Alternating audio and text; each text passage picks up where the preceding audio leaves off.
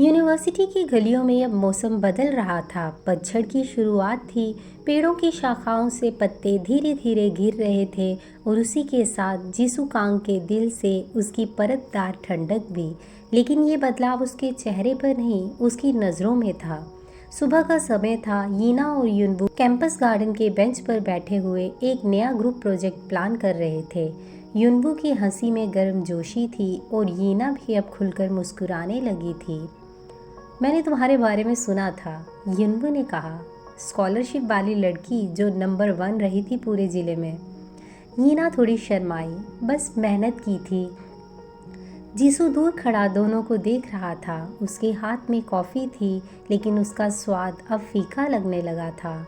Class के बाद corridor में यीना अकेले जा रही थी कि तभी जीसू सामने से आया। वेट, जीसू ने कहा।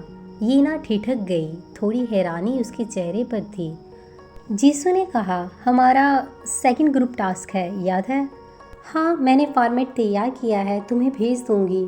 नहीं, मैं तुम्हारे साथ काम करना चाहता हूँ। यीना की आंखें ठहर गई। इस बार अकेले नहीं, साथ में, जीसू ने कहा, पहली बार बिना घमंड, बिना आदेश के। शाम के समय जीसू और यीना लाइब्रेरी के एक ही टेबल पर बैठकर प्रोजेक्ट प्लान कर रहे थे। पहली बार जीसू ने गौर किया, उसकी हैंडराइटिंग कितनी साफ है। वो किस तरह हर पॉइंट के लिए किताबें मार्क करती है। वो कैसे अपने बालों को कानों के पीछे करती है जब पढ़ने में खो जाती है। वो देख रहा था जैसे पहली बार देख रहा हो। तुम हमेशा इतनी चुप क्यों रहती हो? जीसू ने पूछा। क्योंकि जिन लोगों की आवाज़ सुनी नहीं जाती वो बोलने की ज़रूरत नहीं समझते। यीना ने बिना उसकी तरफ देखे जवाब दिया। जीसू की सांस थम गई। उसने खुद को कभी इन शब्दों में नहीं देखा था। अगले दिन यीना और युनवू कैंपस की सीढ़ियों पर एक साथ लंच कर रहे थे। युनवू ने उसके लिए स्नैक लाया था। तुम हमेशा घर से लाती हो, एक दिन मेरा ट्राई करो। यीना मुस्कुराई और ले लिया। यीशु ने ये सब देखा। कुछ उसके भीतर टूटने लगा था। वो पहली बार खुद को हारा हुआ महसूस कर रहा था, और वो हार किसी एग्ज़ाम या बिजनेस में नहीं, दिल के मैदान में थी।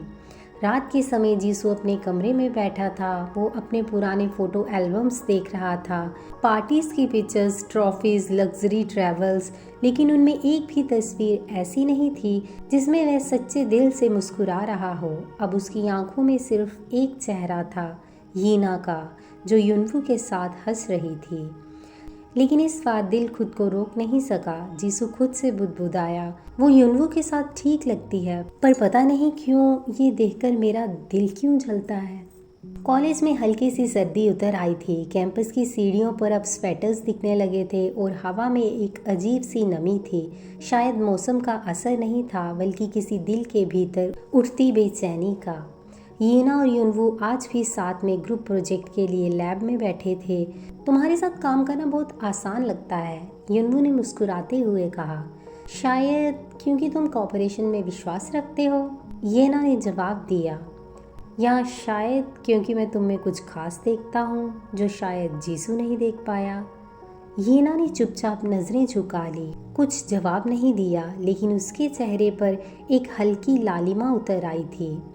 दोपहर के समय कैंपस कॉरिडोर में जीसू ने युनवू और यीना को साथ चलते देखा। युनवू उसके बैग की स्ट्रैप पकड़ रहा था। हंसी, बातें और बिल्कुल क्लोज जैसा कुछ। जीसू के भीतर कुछ भड़क उठा। वह खुद को रोक ना सका। जैसे ही यीना अकेली दिखी, जीसू तेजी से उसके पास आया। Can we talk? उसका लहजा सीधा था। यीना थोड़ी चौंकी, लेकिन चुपचाप उसके साथ चल दी। जीसू और यीना कैंपस के टॉप फ्लोर पर अकेले खड़े थे। हवा तेज थी और आसमान में हल्के बादल। तुम्हें युनवू पसंद है? जीसू ने बिना घुमाए सीधे पूछा। यीना ठिठक गई। उसकी आंखें बड़ी हो गई। ये तुम्हारा सवाल है या शिकायत? उसने धीमे से पूछा। जीसू ने उसकी आंखों में झांका। पहली बार उसके चेहरे पर घमंड की जगह घबराहट थी। मैं नहीं जानता, पर जब भी मैं तुम्हें उसके साथ देखता हूँ कुछ अजीब लगता है। क्या अजीब? जैसे कोई चीज़ जो मेरी थी वो अब किसी और की हो गई हो। यीना की सांसें रुक गई। उसने एक लंबी नज़र जीसू पर डाली। मैं कभी तुम्हारी नहीं थी जीसू। वो धीमे से बोली, तुमने कभी कोशिश भी नहीं की जताने की, बस दूरी बनाए रखी। मैंने कोशिश की थी, पर शायद देर से। दोनों कुछ पल के लिए चुप हो गए। उस पल की चुप्पी भारी थी। हवा दोनों के बालों में उलझ रही थी, लेकिन उनकी नज़रों में कुछ और ही उलझा था। अगर युनवू तुम्हें पसंद करता है तो क्या तुम उसे हाँ कहोगी? जीसू ने पूछा। यीना ने अपनी आंखें झुका ली और सिर्फ इतना कहा, मैं सिर्फ उसे हाँ कहूँगी जिसने मेरी खामोशी में भी मेरी आवाज़ सुनी हो। और वह चली गई। जीसू वहीं खड़ा रह गया, दिल की धड़कनें तेज पर जवाब धीमे। रात के समय यीना अपनी टेबल पर बैठी थी जब युनवू का मैसेज आया, can we meet tomorrow evening after class, I have something to say. Jisoo जान चुका था अब या तो वो सब हार देगा या पहली बार किसी को जीतने की कोशिश करेगा दिल से। क्या युनवू यीना को अपनी फीलिंग्स कन्फेस करेगा या जीसू कोई बड़ा कदम उठाएगा? जानने के लिए देखते रहें लव ट्रायंगल।